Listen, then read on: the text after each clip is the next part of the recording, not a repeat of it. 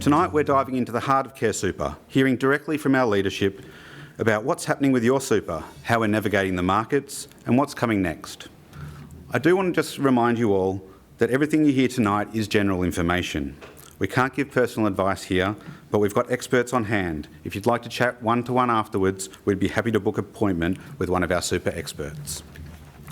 So let's kick things off with someone who's very passionate about making super work for you, our members.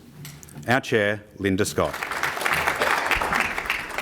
Thanks so much, Stuart, and thanks to Darren and Dan and Terry and all the other CareSuper staff who've worked so hard to make this event a success for all of you. So please, if I could just ask you to put your hands together for all our fantastic staff. They work very hard. I too would like to begin by acknowledging the traditional owners of the land on which we meet today, the Wurundjeri people of the Kulin Nation, and pay respects to their elders past and present. It's so wonderful to see you all here tonight. Welcome. We truly do appreciate the opportunity to be connected with each and every one of you. And it's so rewarding to meet many of our members who I haven't met before here this evening in my role as the chair of the board. I also, if you will indulge me, want to just make a special acknowledgement of Julie, who, of course, many of you from CareSuper would know as our former CEO, Julie Lander. It's lovely as a member, Julie, to have you here with us tonight in Victoria. It does make it particularly special for us. Since 1986, Victoria has played such a central role for our fund, and I'm Victorian. I was born here. I'm very passionate about making sure that we make a meaningful contribution to this state and to its people. We have more than 138,000 members here, and following last year's merger with Spirit Super, we created further employment opportunities in this beautiful part of the world by setting up a dedicated call centre here in Melbourne. So when many of you call, you'll be speaking to Victorians who are working with us, and we're very delighted about that. Investing in our local community, both in terms of the assets we have in this state and through creating opportunities for Victorians, is a key example of how we make sure we put all of you, our members, at the centre of everything that we do. And I truly believe that CareSuper is different to other superannuation funds. What sets us apart is how easy we are to deal with. We do the basics brilliantly, and not all organisations can say that. It's no secret that superannuation can be complex, but we do what we can to make it as simple and tailored to your needs as possible. When you call us, and I know many of you who I've spoken to tonight have spoken to me about this, you'll get through quickly and you'll speak to a member of our award-winning team. In fact, last month, 90% of the calls we took from many of you were resolved at that very first call. Your superannuation is one of the largest assets you'll ever have, and so when you need help with it, you deserve to get that help quickly and easily. On top of that, care and respect are so important from real people based in your community. We're also, of course, profit to member, an industry superannuation fund, which means that every decision we make is in the best interests of you and your retirement. We don't pay shareholders and we don't make a profit. Your fees go directly into running the fund so that we can continue to provide you with quality products, award-winning service and investment returns that deliver a smooth ride. And on that, we're very lucky to have this very unique, strong performing investment strategy, which we have Suzanne here to speak to you more about a bit later. It's designed to smooth out the bumps in the market while delivering strong long-term returns, something I know that is on the forefront of many people's minds given the volatility that we have experienced over the last few months. Late last year, we were so proud to reach a very significant milestone with the successful merger of CareSuper and Spirit Super. And I know there's people in the room from the Spirit Super side who were also legacy members of Tasplan. So, we're so proud of that incredible legacy. We've pursued this merger to bring together everybody under the name CareSuper, because we believe that together we're stronger for all of you, our members. Our size allows us to strike the right balance between being big enough to make a significant difference on behalf of our members, but still small enough to provide personalised care, ensuring that you come first. While our member-first culture centres around service and experience, it's also about advocating on behalf of our members for a stronger and fairer system. Many of you may not know, but Australia actually has now the fourth largest pool of pension assets internationally, the fourth largest in the world. We're also the fastest growing, expected to rise to the second largest pool of retirement capital in the world by 2031. That's a remarkable achievement for a country of just 26 million people. Our system is genuinely the envy of the world, and with that comes the responsibility of long-term equity and sustainability. So we're working hard alongside a number of our peak industry bodies on all of your behalf on priorities that we believe will help benefit you directly and keep the system secure. We were really encouraged to see that the super guarantee increase to 12% next month is occurring. So for those of you that haven't logged in, many of you have, but for those of you that haven't, or you've got family members that haven't logged in recently, it is good to log in after the 1st of July for those of you still working and see if that super guarantee increase to 12% is coming into your account. And we're also supportive of payday super reforms currently before the Parliament, which aim to address the issue of unpaid super currently affecting more than 2.8 million Australians. These reforms will align superannuation contribution to people's pay cycle instead of being paid, in some places, quarterly. We're passionate about reforms to help millions of Australians access help, guidance and affordable education and financial advice, so that we all can feel confident about all of our own retirements. As I touched on earlier, we break down the complexities of superannuation and provide you with clear, personalised advice from a superannuation expert as part of your membership. Just recently, we had a member visiting us for the first time in one of our offices. He was lucky enough to have a lump sum of money outside his superannuation and was thrilled to learn from one of our advisors that he could contribute that sum into his superannuation and claim a portion of that as a tax deduction. It obviously gave him more confidence about his retirement plans, and it all started from a simple phone call through to our award-winning contact centre, who then referred him to our fantastic advice staff. A great example of service and teamwork on our end, but most importantly, a terrific outcome for this individual who was able to receive this personalised, practical advice at no additional cost to him. As the superannuation system here in Australia matures, we're seeing so many more people improve their financial well-being and fewer people solely relying on the age pension. The number of Australians now reliant on the full age pension is actually declining, and it's projected to halve over the next 40 years from 44% today to 21% in 2062. That's why it's so important that you and your families are getting exactly what you need from your superannuation funds at all stages of your life, and keeping your superannuation invested rather than withdrawing it before your retirement gives it the best chance to grow over time, just as the system was designed to do, helping support a lifestyle for you, a confident retirement for your future. You're here today, which means you're very engaged, and for that we're very grateful.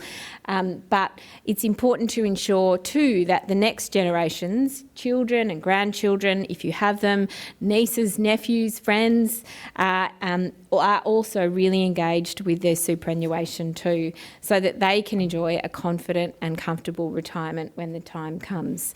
My eldest son is in year 9. He came home from school the other day studying commerce, and he was very excited to say that they'd started learning about superannuation in year 9. I, on the other hand, was quite cross that it had taken until year 9 for him to start learning about superannuation. But it is really important to start having these conversations with other Australians about how good our system is and how important it is to make sure you're engaged with it. So please take advantage of all the services and support options available to you with CareSuper. We have plenty. Maybe even start with a super health check if you haven't already from one of our super experts. I encourage you, if you haven't, to reach out and speak to our team. Through our membership, you and your family can access expert online health services through MetLife 360 at no extra cost to you. They're excellent services. And despite my enthusiasm, and maybe even your own, I understand that superannuation is not always the most exciting topic, particularly for young people who feel that retirement can be a long way away. And so I wanted to share some just really simple ways you can help your loved ones care about their superannuation too. Obviously, our website is a great place to start. There's so many resources available, calculators, projection tools, and financial education content. You can try our retirement lifestyle calculator online to check you're on the right track and tell your loved ones to do the same. You can check your insurance cover to make sure it suits you and your family. We have a range of really great affordable options for insurance available to our members. If you haven't already, you can download the app and check your beneficiaries so that you have peace of mind that your superannuation will go where you want it to go when you sadly pass away. And most importantly, please seek advice. As I spoke about before, expert advice is available to you at no extra cost and can make such a big difference to your future. You'll notice outside that there's handy magnets and leaflets around the room tonight with some other simple tips that will ensure you're ready for your retirement. And if you've already checked all those boxes, please encourage your family and friends to do the same. I'm so proud of the legacy that we're building here at CareSuper with all of you, our members, where you come first. We're more committed than ever to being Australia's most trusted partner in retirement confidence. Thank you so much for being here tonight and for allowing us to care for you and your superannuation. Back to you, Stuart. Next up, someone who's been instrumental in shaping the future of CareSuper, our CEO, Jason Murray. Good evening, everybody, and a special welcome to Julie. Some of the conversations that we had a long time ago did start this whole journey to bring the two funds together, so it's lovely to see Julie here with us. And it's also fantastic and really, really heartwarming to see a room full of CareSuper members with us tonight, and hopefully this really adds some value to you, and we will appreciate your feedback throughout the experience so we can adjust and improve as we go. As Linda said, this is a really exciting time to be part of this fund, both as a member, and I am also a member, but also in a leadership position to be shaping where we're going with this from here.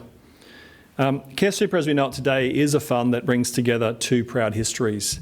And it's two proud histories of delivering really strong outcomes for our members. And that was one of the beautiful things about the journey we've been on coming together as merged fund, was just the alignment of culture that really kicked off from the beginning. And caring, as we say, is not just in our name, but it is in everything we do. And it's certainly something that we are going to be taking forwards with our new fund or with the new CareSuper. At CareSuper, we pride ourselves on our connection to our members, and tonight is another example, I guess, of that. And one of the ways that we do connect with our members as a fund is to tell stories, and Linda did talk through one earlier, a member story. And we do that at board meetings, we do that at staff events, and we do that, and I'd like to extend that, I guess, the tradition, as Julie has done, to tonight. This story, perhaps a little bit different to Linda's story, is a sad story, but it's a really important one. And it's the kind of story that does go on at our fund on a very regular basis, and it's just the sorts of things that we deal with, but they're really important for the member and the member outcome. So this is a story of a member who came across from CareSuper in the merger. And unfortunately, this member was diagnosed with cancer. And they reached out to our super advice team, and we supported her. The team supported her through that terminal illness claim. This advice, as has been mentioned, didn't cost anything because we do have super advisors that are free as part of your membership, and it's something that we would encourage all members to engage with. During that process, that engagement that was had with that member, our super advisor identified that the member's death benefit was going to be taxed because she had a high taxable component and non-dependent adult children, which were her beneficiaries, obviously. The member was referred, therefore, to comprehensive advice, another service that we offer to our members. And this was something that actually was newly available to this member because she had been previously a Spirit Super member, and Spirit didn't have a comprehensive advice offering. So it was something that was new to that member. One of our expert financial planners then engaged with this member and provided her with advice which enabled her super death benefit to be tax-free for her children. And they were able to support the member to implement that advice, obviously very quickly, which is important to her and her circumstances. And this provided natural reassurance to the member in an extraordinarily challenging time in her life. Unfortunately, not long after receiving the advice, the member did pass away, which is incredibly sad and makes this story a difficult one to digest. But thanks to the advice implemented before her passing, the benefit that her children received was something like $40,000 more than they would have received had she not had received that advice and gone through that process. Now, I know the story still is a very sad story, but as a father of two kids myself, I think that in some small way, I certainly like to think anyway, that in some small way that gave her some comfort in a really difficult time in her life. As you can see from this story, supporting our members in good times and bad is an incredibly important part of our job. And when you call us, and Linda did mention this before, you speak to somebody from our team. You speak to an employee of this fund. And that is something that is actually surprisingly rare in this industry at this point in time, and something that is very differentiating to the experience that you get as a CareSuper member. And if it's about an insurance claim, as that story was, you get case managed end-to-end by a single person. And the value of that all comes back to our in-house administration model and, of course, to our people. And I think that value is crystal clear in stories like we just talked through.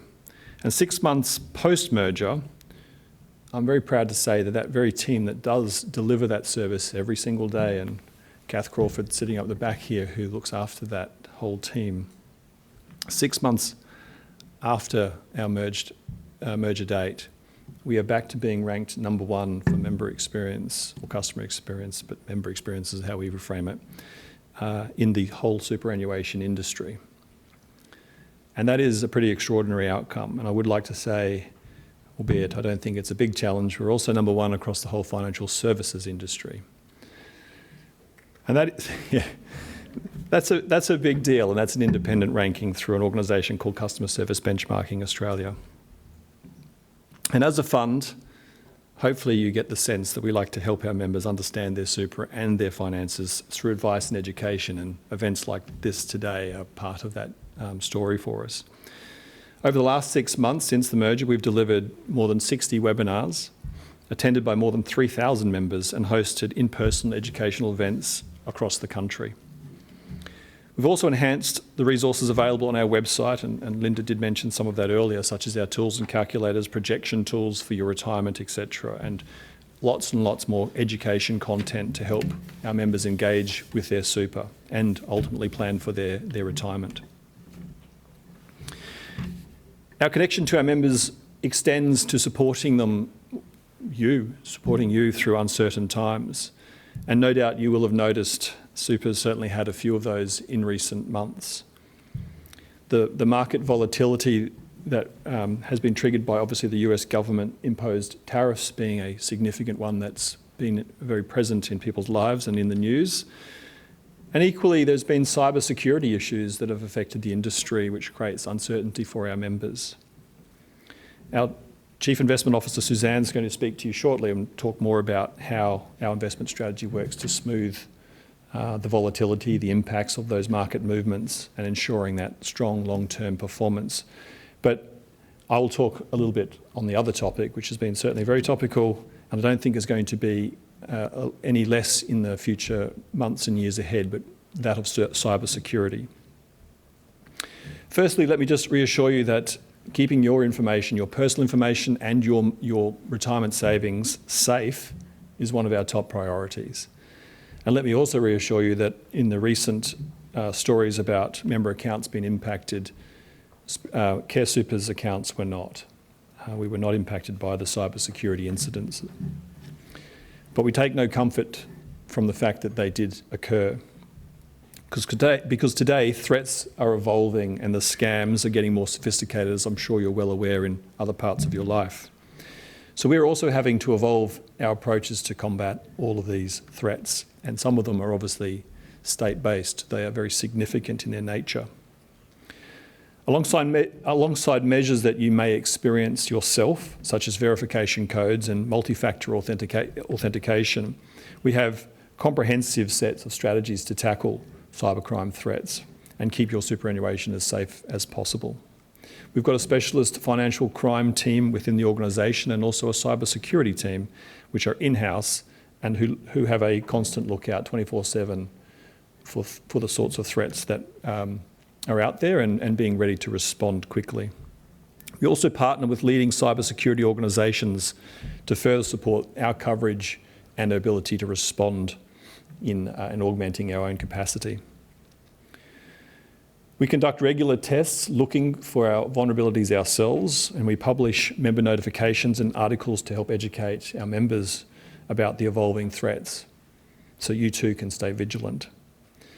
On top of that, we engage with government intelligence agencies on this topic to stay connected and also informed. So I've spoken about what we are doing.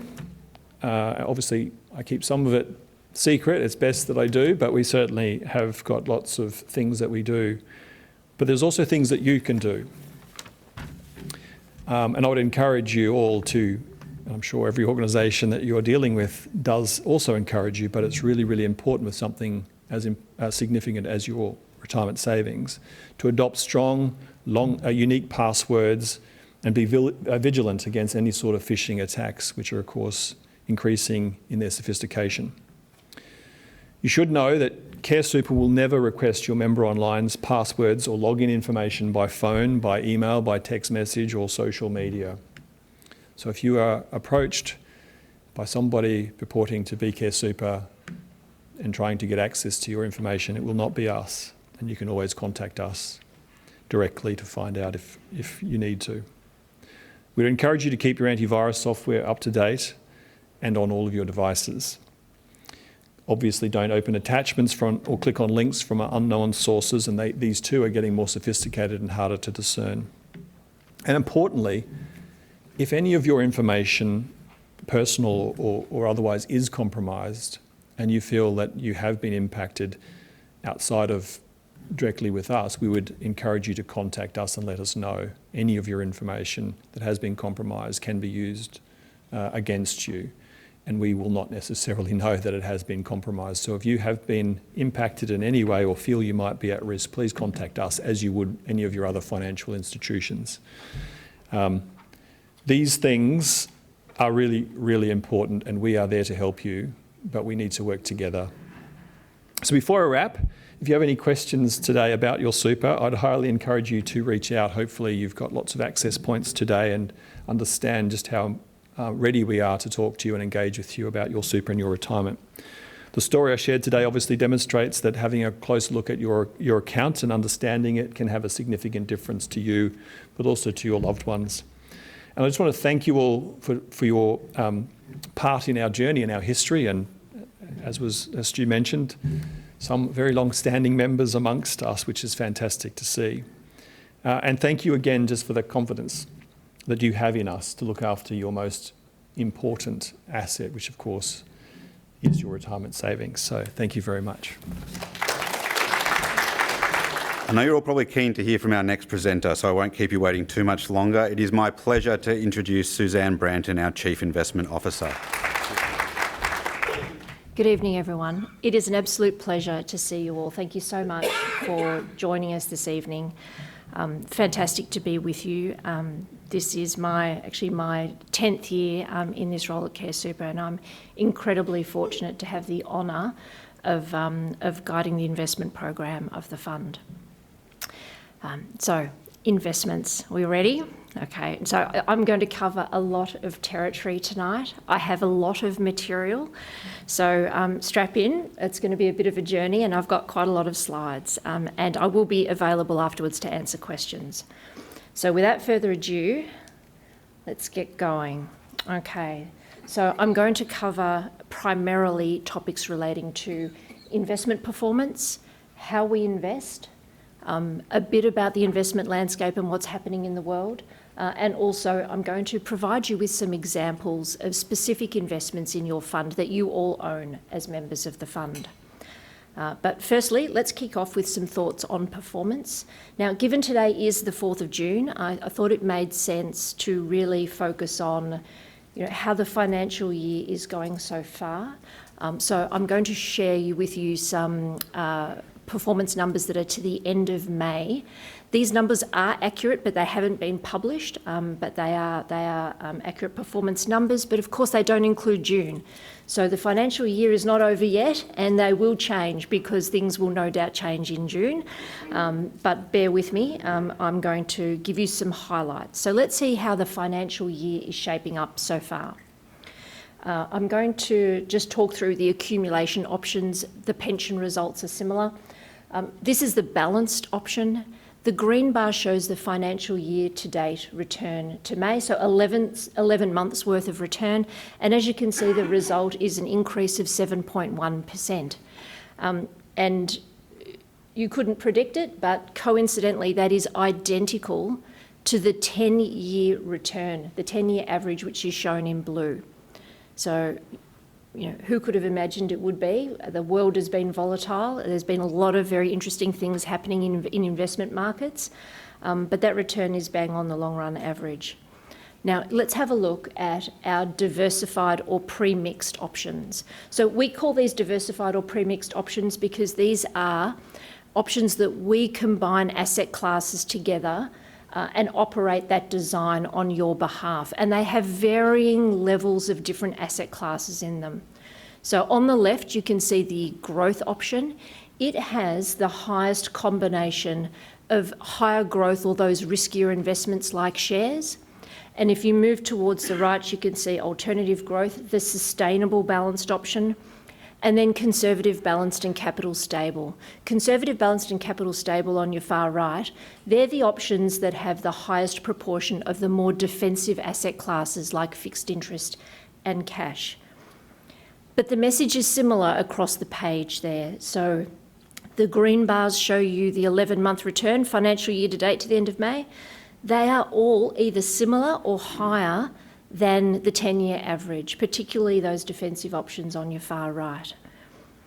Now that might surprise some of you. Those in the office who have seen these slides were surprised by that because we know that share markets fell in March and April, but they did recover very strongly in May, and actually share markets around the world are pretty high at the moment. But the overall conclusion is that this is shaping up to be quite a decent year, and perhaps one that is a better performing year than the nightly news would have you believe. But that's where we are to the end of May. Now I'm going to turn to talking a little bit about our investment approach and how we invest. Now I'm going to draw in a number of elements here, so bear with me, but we think that understanding how we invest is really important so that you know what we're trying to achieve and you have that context when you see the results and you see what happens to your balance. And it's important to reflect on the fact that funds do invest differently. I think sometimes the press would have you believe that super funds are kind of all the same. They're not. They actually invest in different ways, and how we do it we think's pretty special. So some thoughts on our investment approach. As the slide indicates by the numbers 1 and 2, we are in our investment approach aiming to do really 2 important things. The first is to deliver strong long-term results, competitive investment returns, and that's really, what you receive in retirement, what drives your balance. So those competitive long-term results are really critical. But the second thing we're doing is achieving that in a way that involves taking less risk. So we want to do that in a smoother way, in a way that smooths out the bumps and bruises. It's about protecting your savings, and it's about giving you confidence in retirement. So we call that the smooth ride, and you've heard that a couple of times, and in things we send you, or if you go onto our website, you might see that term. But really that's what it means, is it means strong results, but with less risk. And so why do we do that? That sounds good. You've got a dual purpose, okay, but why? And there's a few points on this slide that really speak to why we would set out to do that on your behalf. It is absolutely the case that the journey to retirement matters, not just the end point. So a journey with less bumps and bruises achieves a better outcome in the long run for you. And we do have a very strong and long track record of achieving these results, so strong returns with less risk. In fact, over 25 years of history of doing so. And it's important because periods where markets actually decline are normal in investing. Those of you who have watched your investments and watched your retirement savings for a long period of time know that there is always inevitably times when things don't go so well in investment markets. And handling those really in the best possible way is critically important. It's important not just because protecting capital means that it's easier to achieve growth along the journey, but avoiding losses is really important for confidence, as I mentioned, about you being really feeling comfortable that your retirement savings are being managed well, because we all worry about the future. And when we see declines in markets, it's harder to make those really good long-term decisions. So you've heard quite a bit about confidence tonight, and that's what the smooth ride really is all about, which is great. Now I'm going to pick up on that point that's the third one on the slide there about the importance of recovering losses quickly. I should just observe that I hope you're enjoying our picture there. I thought that was a very nice... that is... sadly not me, but that I think is supposed to be how we want you to feel about your superannuation in a very sort of Zen-like fashion. So thank you for those who helped me with the slides for coming up with that great image. So recovering from losses, a quick point on that. A less Zen slide for you to have a look at.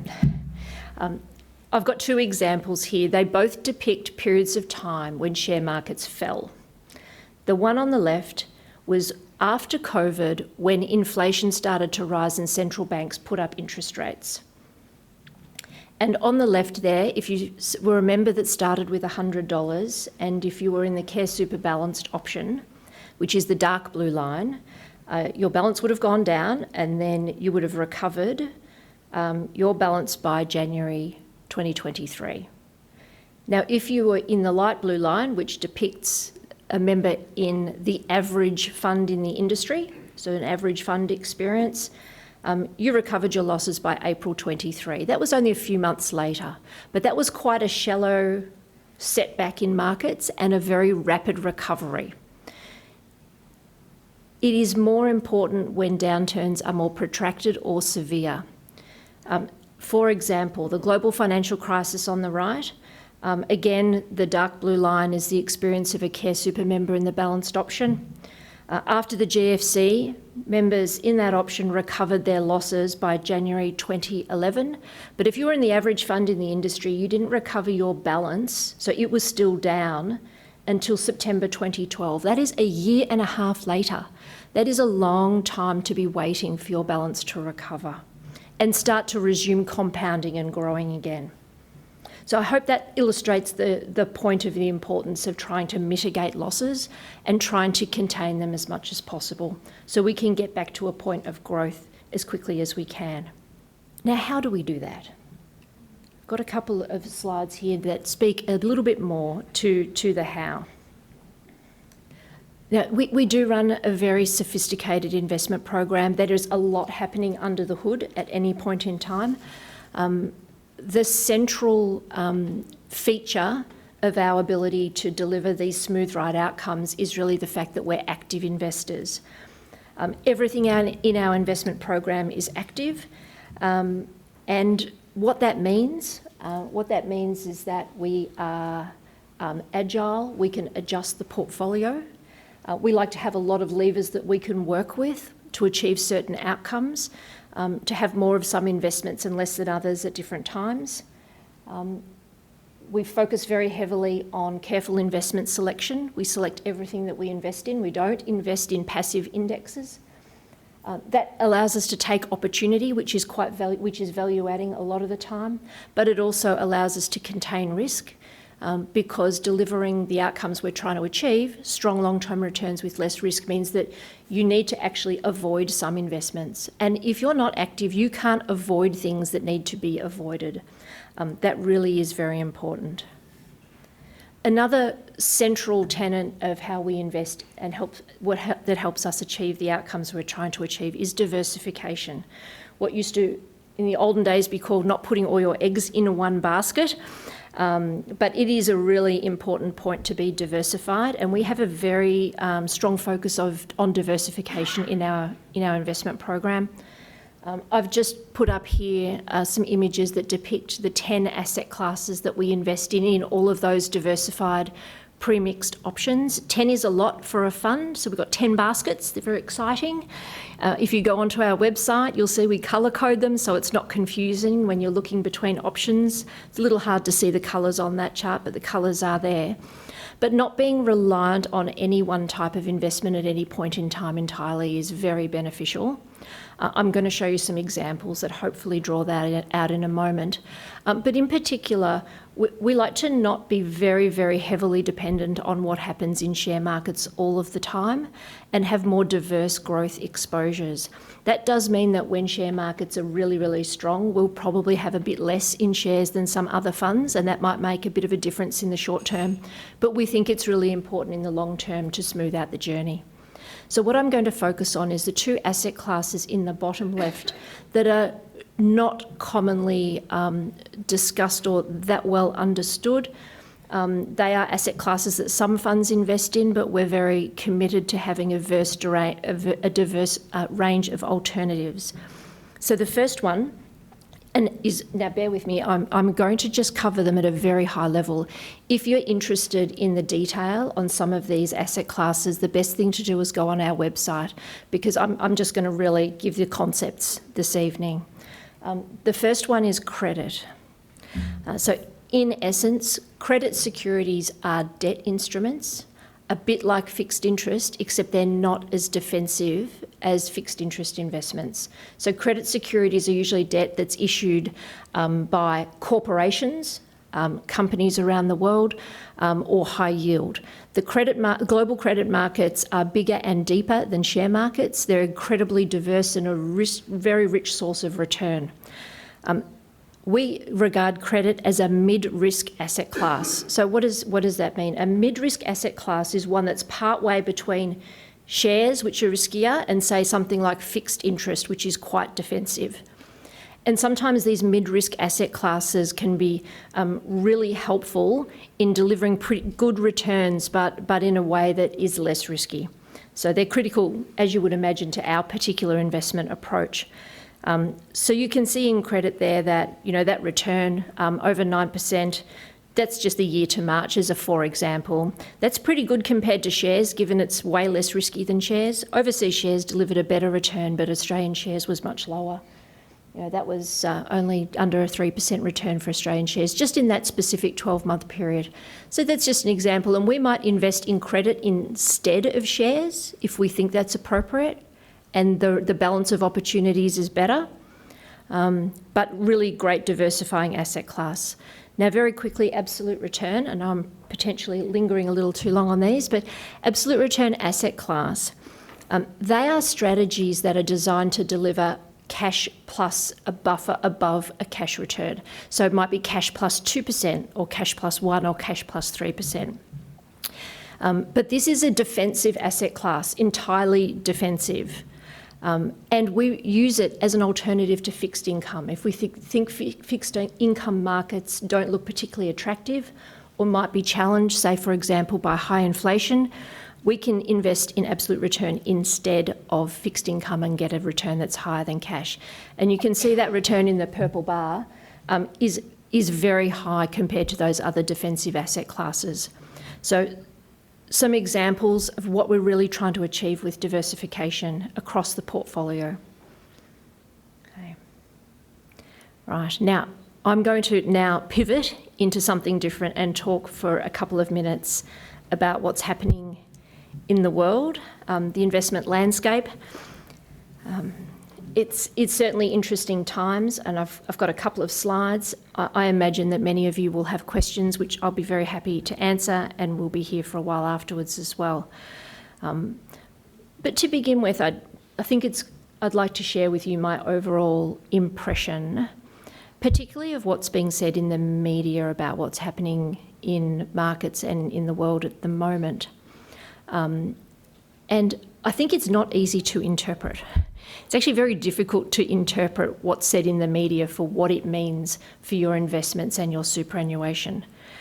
Yes, it looks chaotic, and in some ways it actually is quite chaotic. And there's just a lot of talk of very umbrella terms that don't really mean a lot for investors and for understanding what it means for your portfolios and your investment with us. I keep hearing the term global uncertainty everywhere.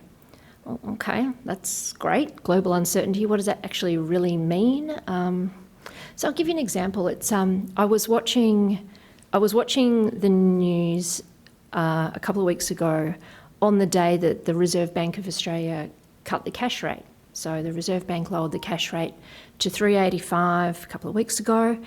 And Michelle Bullock, who's the governor of the Reserve Bank of Australia, she was on the TV and they showed a video of, her doing a press conference. And she's a fantastic governor, by the way. I think she's really sensational and she's just really clear and determined. And I think it's really good. Sorry, that's a segue. But, and they showed a really small part of her presentation and she used the term global uncertainty 4 times. And I thought, okay, right, we're supposed to be uncertain. And then the news presenter said the same thing a couple of times, and then the finance person said the same thing. I thought, how are we supposed to translate that into something that's meaningful? Even last night, I don't know if any of you were watching the Channel 2 news last night, but Alan Kohler put up this chart of the number of times that the word uncertainty was mentioned in the press statement from the Reserve Bank, and he said, it was 21 times and that's double normal. That's gibberish. How do we make sense of any of that? I don't know. So I'm going to try and translate. So global uncertainty, what does that actually mean? So now there are some explanatory words on this chart, but bear with me. I think it helps to remember that volatility in financial markets, share markets or bond markets, what is it caused by? It's caused by change. Okay? It's change that causes volatility. Okay, and why is that? It's because investors and markets anticipate. So where the share market is, what the value of all the shares are, what the stock prices are, the value in the bond market, that is where it is because of what investors think about the future. I think that this particular company is worth this much, so that's what the share price is. And when markets go up and down, it's because investors are changing their mind. So when there's change, investors have to recalibrate and say, oh, gee, I thought that this company was worth this today, but that sounds bad, maybe it's not worth as much, or that's great news, maybe it's worth more. But it's the fact that change impacts markets because investors have to reassess. That's really what causes the volatility. And that helps us understand why tariffs and the whole debate about trade and what we've seen in those announcements, why that's had such a powerful effect on share markets, but some of the other more, terrible and dramatic things happening in the world don't seem to impact financial markets. Like, that's one of the great mysteries. So what is it about tariffs and trade that's so impactful for the share market? Well, it is actually the things on the green ticks on the right. So the stuff in the middle there is the sorts of things that are changing. So if I said change causes volatility, they're the sorts of things that are changing. But these tariffs, what is it about the tariffs? Okay, it's because tariffs and trade have a direct impact on the value of companies that are represented on the share market. And that is because when you put a tariff on products, it raises the price of it in the country that imposes the tariff. So as a direct feed into what things cost on the shelf and therefore inflation. And we know that inflation is a primary driver of financial markets and what assets are worth. They're heavily impacted by the level of inflation. We also know that tariffs will change the way that companies deal with each other, who they buy from, who they sell to. It also changes the incentives around where production occurs. It's easier to put up the price of something on a shelf than it is to move a factory. So there are short-term impacts, there are long-term impacts, but all of that impacts what a company is worth. And some companies are better off and some companies might be worse off. And trying to fathom the quantum of that is what the share market is doing when it's processing that information. And that's why you get these big reactions to the big tariff announcements that we've seen. So that volatility that we're seeing is one thing, but mainly what investors are also doing at the moment is thinking about the longer term implications of the changes that we're seeing in the world, that stuff in the middle box. And what is that going to mean in a structural sense and in an economic sense in the long run? Because investors like us, our focus is the long run. So, understanding those sustained impacts is key. I've just got two examples here of some longer term things that investors like us are thinking about. On the left, that is the geographic composition of the global share market at the moment. So you can see that in the dark green there, about 65% of global share markets is in the US. Now, you don't have to go back very far, probably only about 6 or 7 years or so to about 2018. That was only 50%. So that growth in the dominance of the US share market in global markets is due to the outperformance of the US market. And investors are thinking about the future of that chart. Does the European slice get bigger? What happens to the US piece? And what does that mean for the portfolios that we manage for you every day? Another example is interest rates on the right. Those bars show you the level of the official interest rates set by central banks. So these are the central bank rates currently at the moment. Now, it was only a couple of months ago that everybody thought that dark green bar, that's the US, that was going to come down a lot this year. Now, not so sure, because this inflation piece is troubling. So investors have had to change their mind about that. But the thinking is that some other countries might be able to lower rates more now. And Australia is one of the countries that has thought that rates can come down. We shall see, but the level of interest rates fundamentally determines the value of all sorts of investments throughout the investment portfolio. So it is really important. Okay. Another pivot. Now I'm going to change topics again. and talk you through some examples of investments that are in the portfolio. Now, we have heard before and we know that you really like to hear about actual investments that are in the fund. And I think that that's fantastic. Sometimes it's more tangible. But of the thousands of investments that we manage on your behalf, I've picked out a couple. Now, these are your assets. We choose them, we manage them for you, but you own them. So they are yours. You own these things that I'm going to show you now, and I hope you find them interesting. Some of them are large, some of them are small, but it's a great selection. Well, I think it's a great selection. Well, you'll tell me later if it's not a great selection. I'm sure someone will. Thank you to the slide masters for that lovely slide, because yes, some of them are at home, so I've got a couple of Victorian ones for you. Let's start with Ferntree Business Park. So this is a very large business park with a footprint of 9.4 hectares. It's adjacent to Monash Uni. It sits in the property asset class, so if you're investors in any of the premixed options, you own a piece of the Ferntree Business Park. It includes office, laboratory, industrial space, and there's very high demand for life science and R&D space, which it provides. It operates like a genuine park. There are 11 existing buildings. There are some in development.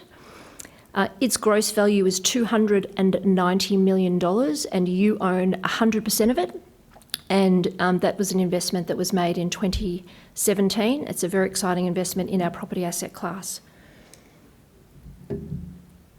Flavorite is also a very interesting Victorian investment. It sits in our private equity asset class, and most of the premixed options do have private equity allocations. So Flavorite's one of the largest greenhouse fruit and vegetable farms in Australia. It's in Victoria, and there are 4 locations in Victoria. It is a highly sustainable, efficient land and water use. You can get, and I think, I haven't got this written down off the top of my head, but I think it's something like 80 kilos per square metre of tomatoes versus 7 that you can get on normal land. Like, that's fantastic stuff. So this is a really, really exciting and high-performing business. The investment in this is smaller. So in some parts of the portfolio, particularly private equity, we've got lots of smaller investments. This sounds like a lot of money, but for a $57 billion fund, this is a relatively small investment at $24.5 million. We took on that investment in 2020, and it's done sensationally well. Now, I think it's great to see the investments that are around you and support your community and our community that we might be familiar with and we might see when we're driving around. That's fantastic, but please be assured that we select investments on the basis of the absolute best investments we can find for you across the country, doesn't matter where they are, and globally as well. So I've got a couple of global ones for you, and I'm nearly done. If there's the time police are going to be frowning at me, I'm sure. I'm not sure who the time police are, but I'm sure you're out there. Okay, here's a really exciting one, Doctor Anywhere. This is in our private equity asset class as well. This is an online medical support service. It's based in Singapore, the company. We actually own this through an Australian private equity manager though. Based in Singapore, services 6 countries, and you can get like a GP face-to-face and even specialist advice through this service. It's quite a small investment for us. We went into it in October 23 on your behalf, but it's only an $11 million investment, but it's a really small, niche-y, exciting company with great growth potential. Another one I'd like to mention, and this is my last example, is a business called Western Veterinary Partners. This is also in the private equity asset class, and as it sounds, it is a non-clinical vet business service company. So they help vets run their actual business, the operation of the business, so that the vets themselves can spend more time looking after the little furry animals, which is great. We love animals at CareSuper. They have started out a few years ago with 37 clinics. Now they support 270. mainly in the US, but we found this investment through a European private equity manager that we've done business with for many, many years and have co-investments with. So from 2023, it's only small. It's just under $5 million. Started out as a small business, but again, really fantastic performance. And this is the sort of business we're trying to find, like really, really strong growth, highly profitable. But this is a non-cyclical business. I'm not sure if many of you know much about, the veterinary industry and the pet industry, but it is as defensive as it comes, because no matter what happens, people spend the money on their pets, right? Absolutely the priority. I don't know how many of you rank below your pet in your house. I know I do, like way down, but yes, so it's a fantastic business. Anyway, I hope you found that interesting. The last thing I'm going to say is just to put up yet another boring performance slide, just to highlight that we do have a very long history of delivering strong results for members. They compare very strongly to other funds in the industry. There's a few pictures of awards on there. We don't win awards for you, that's of no interest to you, but we are highly rated by the independent agencies in the industry that agree, and those experts agree, that your fund really is a great fund. So I will stop there, and thank you so much for listening to all of that and enduring my slides. Thank you. Thanks again for being part of the conversation. Thank you so much for entrusting us and being our members, and we look forward to connecting with you again soon. Good evening.